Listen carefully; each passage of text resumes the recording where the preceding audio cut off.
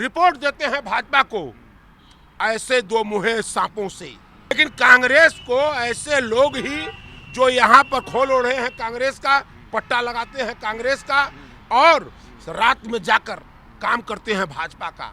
ब्राह्मण, दलित और मुस्लिम कांग्रेस का बेस वोटर हुआ करता था, पर मायावती जी विगत कुछ दिनों से, कुछ सालों से वो राजनीति की 3 बार मुख्यमंत्री बनी, 4 बार।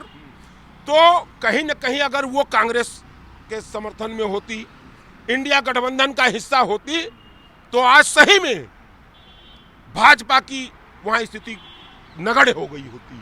मोदी जो सत्यानाश कर रहे हैं इस देश का, इस देश को गर्त में ले जा रहे हैं।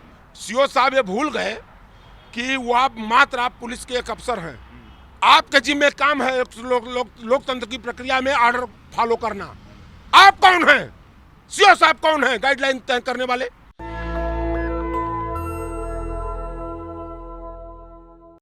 आज 10 मार्च है और आज संसद का सत्र फिर से चालू हो गया है और बजट सत्र के इस भाग में राहुल गांधी ने वोटर लिस्ट का मामला उठाया है। संसद के सत्र में उन्होंने सीधे सीधे कहा कि वोटर लिस्ट में जिस प्रकार से गड़बड़ियां हो रही हैं उसको लेकर चर्चा होनी चाहिए। तो ओम बिरला ने कहा कि ये सरकार तो वोटर लिस्ट बनाती नहीं, तो बहुत सारी बातचीत है, क्या मुद्दे हैं। इन मुद्दों पे बातचीत करने के लिए हमारे साथ हैं कांग्रेस के कार्यकर्ता हैं, नेता हैं शशि उपाध्याय।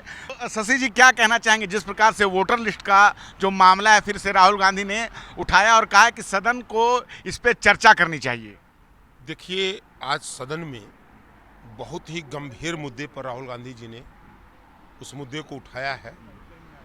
लोकतांत्रिक व्यवस्था को जिंदा रखने के लिए, लोकतांत्रिक व्यवस्था में जो हमारी आस्था है, उस आस्था पर कहीं कुठाराघात अगर हो रहा है तो उसकी चर्चा अगर सदन में राहुल गांधी जी ने उठाया है तो इस पर स्वतंत्र रूप से सरकार को चर्चा करनी चाहिए। और जहाँ तक मेरा मानना है कि जैसे ओम बिरला जी ने जो कहा कि ये हमारा काम सरकार का काम नहीं है, तो ये हास्यास्पद है। उतनी बड़ी पीठ की कुर्सी पर बैठकर, लोकसभा के अध्यक्ष की कुर्सी पर बैठकर अगर ओम बिरला जी अगर ये कहते हैं कि ये हमारा विषय नहीं है, तो सरकार के ही अधीन चुनाव आयोग आता है। चुनाव आयोग के ऊपर जो है वो सरकार का आधिपत्य होता है। चयन प्रक्रिया जो चुनाव आयोग की होती है वो सरकार द्वारा की जाती है। तो कहीं न कहीं इस गंभीर मुद्दे पर सरकार को चर्चा करनी चाहिए और स्वतंत्र रूप से करनी चाहिए, क्योंकि मामला बड़ा गंभीर है। अगर राहुल गांधी जी तथ्यों के साथ सदन में चर्चा कराना चाह रहे हैं कि इतने वोटर एकाएक कैसे बढ़ गए महाराष्ट्र में जी, कहां से वो आ गए वोटर, तो कहीं न कहीं लोकतंत्र की अस्मिता की बात है वो। अगर इसी तरह से आप बताइए कि क्या भाजपा लोकतांत्रिक प्रक्रिया को जो है उसको चरणबद्ध तरीके से फॉलो नहीं कर रही है? देखिए, भाजपा लोकतांत्रिक प्रक्रिया को आज से नहीं, विगत जब से मोदी जी प्रधानमंत्री बने हैं तब से क्रम वाइज ये लोकतांत्रिक व्यवस्था को रौंद रहे हैं लोग। भाजपा रौंद रही है। अगर रौंद नहीं रही होती तो हमको एक चीज बताइए कि इनका जो भी निर्णय हो रहा है, जो भी परिणाम आ रहे हैं, 48 सीट आ जा रही है इनकी, हरियाणा में तो 48 सीट इनकी आ रही है, दिल्ली में कहीं न कहीं इनके वोटर वहाँ भी बढ़ जा रहे हैं। इनके वोटर की यहाँ भी मामला, दिल्ली में भी उठा वोटरों का मामला। तो कहीं न कहीं लोकतंत्र जिंदा रहे, लोकतंत्र में इस देश की जनता का विश्वास बना रहे। हम मतदाता अगर हैं तो हमारे वोट का प्रयोग सही होना चाहिए, ये हमको भी विश्वास होना चाहिए। आज कहीं न कहीं मतदाता के अंदर यह एक भ्रम हो गया है कि क्या मेरे वोट का सही सदुपयोग हो रहा है, सही जगह मेरा वोट जा रहा है। और कहीं न कहीं भाजपा हर स्टेट में कुछ अपने चयनित लोगों का एकाएक नाम जो जुड़ रहा है, उसी का नाम दिल्ली में भी है, उसी का नाम महाराष्ट्र में भी है। तो ऐसी स्थितियां जो बन रही हैं उस पर चर्चा करनी चाहिए। अगर लोकतांत्रिक मूल्यों में, लोकतंत्र में भी अगर मोदी जी आस्था रखते हैं, विश्वास रखते हैं, संविधान की अगर कसम का सही में संविधान के वो प्रणेता अपने को कहते हैं तो उनको इन सब गंभीर मुद्दों पर चर्चा करनी चाहिए, सदन छोड़कर भागना नहीं चाहिए। मोदी जी, आप वोटर लिस्ट की बात कर रहे हैं, कांग्रेस के जो नेता हैं, प्रमुख हैं राहुल गांधी, वो बयान दे रहे हैं कि कांग्रेस के अंदर भी कुछ लोग जो है भाजपा के लिए काम कर रहे हैं। तो वोटर लिस्ट की छोड़िए, अब तो कांग्रेस पार्टी के अंदर भी भाजपा घुसी हुई है। देखिए यही लोकतंत्र की खूबसूरती है, और गलत को गलत और सही को सही कहने का मादा ये हमारे नेता राहुल गांधी के अंदर ही है। आप एक चीज बताइए कि अगर राहुल गांधी को कहीं न कहीं से कुछ जानकारी मिली होगी, क्योंकि राहुल गांधी शीर्ष नेता हमारे हैं, हमारी पार्टी के मुखिया के तौर पर मतलब आदरणीय खड़गे साहब और वो दो शीर्ष नेता हैं, अगर उन्होंने ये बयान दिया है तो कहीं न कहीं ये बड़ा महत्वपूर्ण बयान है। उनको कहीं न कहीं से कोई इस तरह की जानकारियां मिली होंगी। अगर इस तरह के लोग पार्टी के अंदर हैं, पार्टी को खोखला कर रहे हैं, पार्टी को दीमक की तरह चाट रहे हैं, पार्टी में रहकर खोल ओढ़ रहे हैं भाजपा कांग्रेस का, और भाजपा का काम कर रहे हैं, संघ की निक्कर पहनकर काम कर रहे हैं, तो ऐसे लोगों को चिन्हित करके आदरणीय राहुल गांधी जी को, आदरणीय खड़गे साहब को तुरंत उनको बाहर कर। और हमारे नेता ने कहा भी है कि जो लोग ये काम कर रहे हैं तो वो बड़ी बेहतर होगा कि वो अंदर रहकर नहीं बाहर जाकर काम करे, अपनी हैसियत का भी मूल्यांकन वहां करे कि हमारी हैसियत क्या है। यहाँ बहुत से ऐसे लोग होंगे जिसको पार्टी ने चिन्हित किया होगा कि जो बड़े बड़े ओहदे, लेकिन इसमें भाजपा की मजबूती भी दिखाई दे रही है कि कांग्रेस पार्टी के अंदर ऐसे लोग घुसे हुए हैं नहीं, या परिवर्तित हो गए हैं विचारधारा में। भाजपा की मजबूती नहीं है, ऐसे लोग ही आकर कांग्रेस को कमजोर कर रहे हैं। ये उनकी मजबूती की बात नहीं है, लेकिन कांग्रेस को ऐसे लोग ही जो यहाँ पर खोल ओढ़े हैं, कांग्रेस का पट्टा लगाते हैं कांग्रेस का, और रात में जाकर काम करते हैं भाजपा का, रिपोर्ट देते हैं भाजपा को, ऐसे दो मुहे सांपों से। ये सब गूंगी की, हमारे देहात में गूंगी एक शब्द है, एक सांप होता है, उसको गूंगी नाम देहात में बोला जाता है, दो मुहा सांप। ऐसे सांपों से पार्टी को बचने की जरूरत है, और कहीं न कहीं अपने उन वर्करों को, जिसके राहुल गांधी ने एक शब्द और कहा गुजरात में, भाषण का वो शब्द है कि कांग्रेस का वह सिपाही मुझे मेरे सामने दिखना चाहिए कि जिसके अंग से कहीं से काटा जाए तो कांग्रेस का खून गिरे, उसके अंदर कांग्रेसियत रहे, वो मरे मिटे चाहे वो जो भी हो, उसके अंदर अंत तक कांग्रेस का। जैसे इस देश को आजाद कराने में जो आजादी के दीवाने थे, वो जय हिंद वंदे मातरम कहकर चाहे अंग्रेज जितनी प्रताड़ना किए, उन प्रताड़ना को झेला, लेकिन अगर ब्रिटानिया हुकूमत को यहाँ से भगाने का काम किया। उसी तरह कांग्रेस के अंदर जब तक गद्दार रहेंगे, जब तक इस तरह के दो मुहे लोग रहेंगे, कांग्रेस का नुकसान होता रहेगा। और ये स्थिति पूरे देश में कहीं न कहीं राहुल गांधी जी अगर बोले हैं, हम देखिए फिर इस बात को कोट कर रहे हैं कि अगर राहुल गांधी जी इतने दिनों तक उन्होंने नहीं, लेकिन बहुत सी चीज़ों को उन्होंने सर्च किया होगा, बहुत सी चीज़ों को निकाला होगा, तब जाके वो उतना बड़ा जाके बयान दिया, इतना बड़ा बयान दिया। बहन मायावती को लेकर एक बड़ा बयान दिया कि अगर बहन मायावती साथ होती तो इंडिया गठबंधन के पास और सीटें होती, रिजल्ट कुछ और होता। अब चुनाव लोकसभा तो बीत चुका है, लेकिन 27 में यूपी का चुनाव है, तो क्या समझा जाए, इस बयान के मतलब क्या है? देखिए एक चीज बता दें आपसे कि राहुल गांधी जी ने रायबरेली में ये बयान दिया था। आज भी बहन जी के पास जो उत्तर प्रदेश में उनकी क्षमता है, उनके जो वोटर हैं वो कहीं न कहीं कांग्रेसी विचारधारा के ही वोटर उनके पास हैं। देखिए मतलब इससे इंडिया गठबंधन की विचारधारा वाले लोग, कांग्रेसी विचारधारा के, क्योंकि वो कल इसके पहले ये कहा जाता था कि ब्राह्मण, दलित और मुस्लिम कांग्रेस का बेस वोटर हुआ करता था।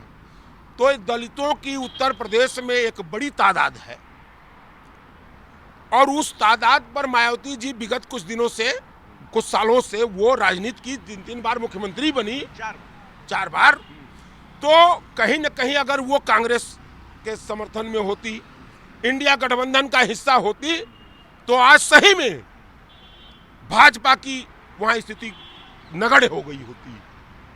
और आज ये देश की जो दुर्दशा हो रही है, ये दुर्दशा भी बच जाती।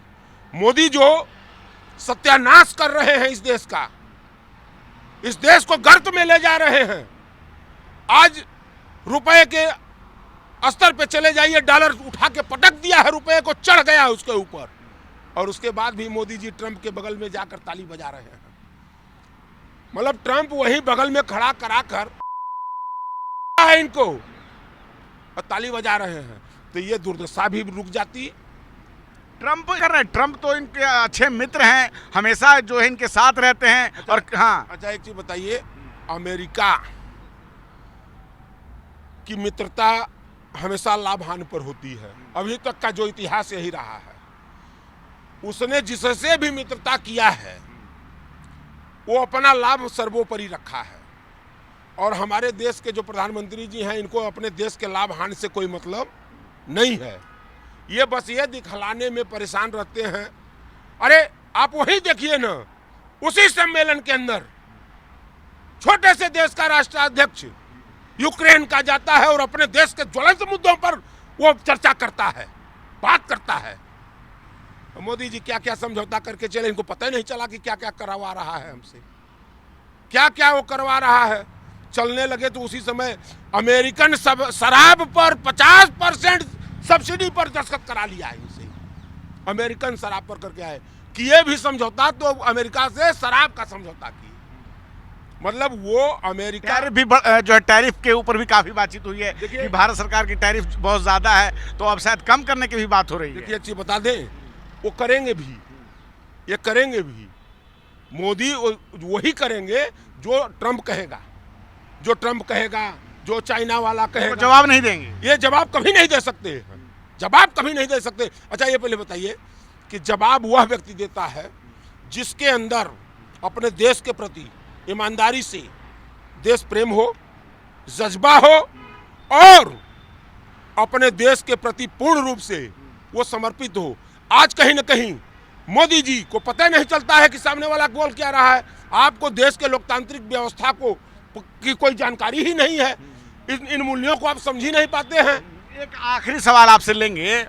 संभल के सीईओ जिस प्रकार से बयान दे रहे हैं, पहले राजनेता बयान देते थे हिंदू मुस्लिम के ऊपर, अब प्रशासनिक अधिकारी भी इस तरह से बयान दे रहे हैं। संविधान की धज्जियां उड़ रही यूपी में, और सुप्रीम कोर्ट से संज्ञान लेने की बात कही इमरान मसूद ने। होली को लेकर जो बयान आया है कि अगर कोई दिक्कत है तो घर से ना निकले, जुम्मे साल में 52 आते हैं, होली साल में एक दिन आता है, और योगी भी समर्थन कर रहे हैं।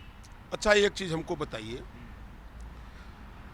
कि जिस काम को आपने कहा कि पहले नेता बयान देते थे और पॉजिटिव बयान देते थे नेता, निगेटिव नहीं, बहुत सारे हेड स्पीच भी आए हैं। हेड स्पीच देखिए, ये दौर चला है इधर कुछ दिनों का। नहीं पहले क्या होता था, मेरी भी उम्र 50-55 साल हो गई है। मैं अपने जिले की तमाम कमेटियों में पदाधिकारी रहा, तमाम मीटिंगों में डीएम के साथ मैं बैठता रहा हूँ, तो मैं जानता हूँ कि त्योहारों पर सारे दलों के लोग, सारे धर्मों के लोगों को एक सूत्र में बैठाया जाता है, स्वतंत्र चर्चा की जाती है, और सौहार्दपूर्ण वातावरण में सब लोग त्योहार मनाएं, इसकी एक योजना बनाई जाती है। और आज सीओ साहब ने जो बयान दिया है, तो ये सीओ साहब जैसे ऐसे बोल रहे हैं जैसे वो भाजपा के प्रवक्ता हों, भाजपा की बात बोल रहे हैं। और दूसरी चीज कि उनकी बात का समर्थन स्वयं मुख्यमंत्री जी कर दे रहे हैं। सीधे सीधे उत्तर प्रदेश सरकार की नियमावली की ये अवहेलना है। नहीं, उनकी भाई अवहेलना, हम आपसे बताएं इस समय अवहेलना कौन कर देगा? सबको स्वतंत्र छूट दे दी गई है। वो चाहे सीओ साहब ये भूल गए कि वो आप पुलिस के एक अफसर हैं, आपके जिम्मे काम है लोकतंत्र की प्रक्रिया में ऑर्डर फॉलो करना। आप कौन हैं? सीओ साहब कौन है? गाइडलाइन तय करने वाले कौन है? उस जिले का कलेक्टर नहीं है, उस जिले में एसडीएम नहीं है। ऑर्डर एंड लॉ जिसके पास दोनों है, उसको तय करना है कि क्या होगा, कैसे होगा, उसकी प्रक्रिया क्या होगी। सीओ साहब तो कहीं ना कहीं आपसे बता दें, ये सीओ साहब जो हैं ये भाजपा संरक्षण प्राप्त योगी जी का खुला समर्थन है। कहना कि पहलवान आदमी है तो बयान चुभ सकता है। हमने क्या कहा कि योगी जी का अगर समर्थन नहीं होता, आप जानिए कि सीओ साहब के एक भाई हैं, वो भाजपा के नेता भी हैं।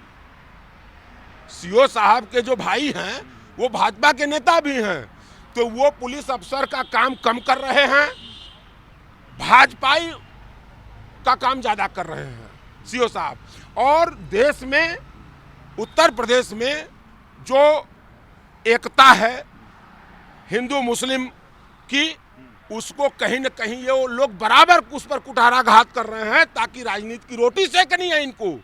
नहीं तो आप एक चीज़ बताइए, मैं भी गांव का रहने वाला हूँ, हमारे गांव में भी मुसलमान हैं। आज तक हमने तो कभी नहीं देखा कि किसी ईद पर या किसी होली पर सारे लोग मिलकर अपना करते हैं उनकी जुमा। बहुत, ये पहली बार ऐसा थोड़ा नहीं हुआ है कि ऐसा हो गया है। बहुत त्यौहार ऐसे पड़ते हैं जो एक साथ पड़ जाते हैं, सारे लोग प्रेम से मना लेते हैं, सारे लोग प्रेम से मना लेते हैं। आप जानबूझकर उस पर फोकस कर रहे हो। इस तरह के अधिकारियों को तैयार कर रखा है आपने, क्योंकि ये माहौल बनाओ, ये क्रिएट करो माहौल कि हमारी भाजपा की राजनीति इसी पर खड़ी है।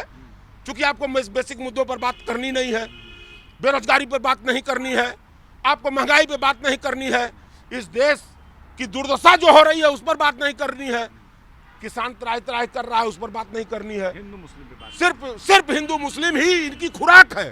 भाजपा की खुराक ही हिंदू मुस्लिम है। अगर इसको जिस दिन करना बंद कर देंगे ये कहाँ खड़े होंगे? ये जानते हैं कि हम कहीं खड़े नहीं हो पाएंगे। इसीलिए 24 घंटा ये इस घिनौनी राजनीति की तरफ अपने भी जा रहे हैं। और देश के दुर्भाग्य तो इस देश का तब है कि इस देश की जो संस्थाएं हैं, जिस पर देश के सैकड़ों करोड़ों लोगों की आस्थाएं आज भी जुड़ी हैं कि हमको अगर ये चीज़ नहीं मिलेगा तो मैं न्यायपालिका के पास चलूंगा, मैं पुलिस के पास चलूंगा। अब तो ये दिक्कत जनता के पास है, ये कर्म देखकर कि हमको न्याय कौन देगा, हम किसके पास जाएं। अगर जिस दिन पुलिस ये समझा दे कि सिर्फ ये हिंदू की पुलिस है, तो इस देश का मुसलमान कहाँ जाएगा, किसके पास जाएगा अपनी बात रखने। कहने का तात्पर्य है कि लोकतंत्र की खूबसूरती को जिंदा रख लीजिए, इसको बचा लीजिए, इंसानियत बची रहेगी, राजनीति हमेशा चलती रहेगी। चलिए ठीक है शशि जी, आपने हमसे बात की, बहुत बहुत धन्यवाद आपका। तो हमारे साथ बात कर रहे थे कांग्रेस नेता शशि उपाध्याय, और जिस प्रकार से एक सवाल छोड़ गए कि अगर पुलिस ही ऐसा व्यवहार करेगी लोकतंत्र में तो आने वाले समय में क्या होगा। राजनीति तो चलती रहनी चाहिए, लेकिन लोकतांत्रिक संस्थाओं का एक अपना सच्चा स्वरूप है, उस पर कोई परवाह नहीं होनी चाहिए। और कांग्रेस नेता राहुल गांधी के बयान पर भी हमने बातचीत की। आप क्या सोचते हैं, अपनी राय हमें जरूर बताइए। मैं रंजय कुमार, कैमरामैन आशीष के साथ, नेशनल दस्तक। नेशनल दस्तक की आपसे गुजारिश है कि अगर इसको बचाना चाहते हैं तो नेशनल दस्तक को सब्सक्राइब करने के लिए रेड कलर के सब्सक्राइब बटन को दबाएं, फिर बेल आइकन की घंटी दबाएं। नेशनल दस्तक को बचाने के लिए बहुत ज़रूरी है कि हर खबर को शेयर करें, लाइक करें, कमेंट जरूर करें।